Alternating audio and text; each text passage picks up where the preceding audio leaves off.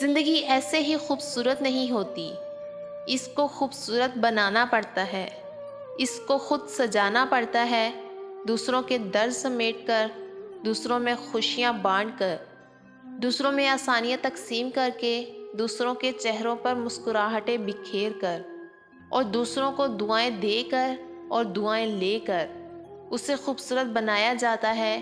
مسکراتے رہیے، مسکراہٹیں بانٹیے۔ گرمیوں میں آگ کی تپش ہمیں تکلیف دیتی ہے، جبکہ سردیوں میں اسی آگ کی تپش ہمیں راحت دیتی ہے۔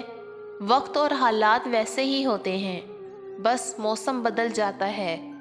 اسی طرح زندگی میں بھی موسم ہوتے ہیں، کبھی خوشی کا، کبھی غمی کا۔ تو زندگی کے ہر موسم کو خوشی سے فیس کرو، کیونکہ موسم ایک سا کبھی نہیں رہتا ہے، تبدیل ہوتا رہتا ہے۔ اسی لیے نئے آنے والے موسم کے لیے خود کو تیار رکھنا چاہیے۔ سارے شہر کو اپنی دوستیوں اور پھر ناراضگیوں کی کہانیاں سنا کے معصوم و مظلوم بننے کے بجائے، جس سے ناراضگی ہو یا جس سے شکوہ ہو، تھوڑی انا قربان کر کے خود پہل کرتے ہوئے اسی سے بات کر کے معلومات سلجھانے کی کوشش کی جائے تو دوریاں ختم ہونے کے زیادہ امکانات ہوتے ہیں۔ یہ مشکل تو بہت ہے، مگر اس سے جو دلی سکون ملتا ہے، اس کا نعم البدل کچھ بھی نہیں۔ جو لوگ عورت کو مال سمجھتے ہیں، وہ کیا جانے عورت کی عظمت کو۔ عورت بیٹی ہے تو رحمت ہے، اور بیوی ہے تو نصف ایمان ہے، اور ماں ہے تو جنت اس کے قدموں کے تلے ہے۔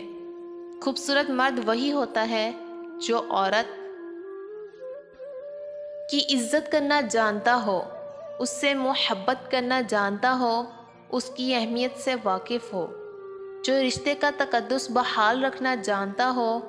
چہرے اور قد کاٹ سے مرد خوبصورت نہیں بن جایا کرتے۔ حسن پرستی کا مطلب شہوت پرستی ہرگز نہیں۔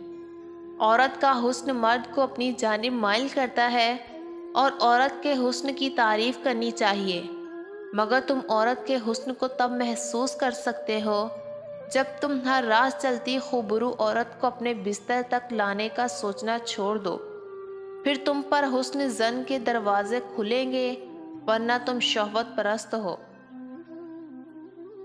اگر کسی لڑکی سے پیار کرتے ہو تو اپنے اچھے کردار سے اس کا دل چھو لو، وہ تمہاری ہو جائے گی۔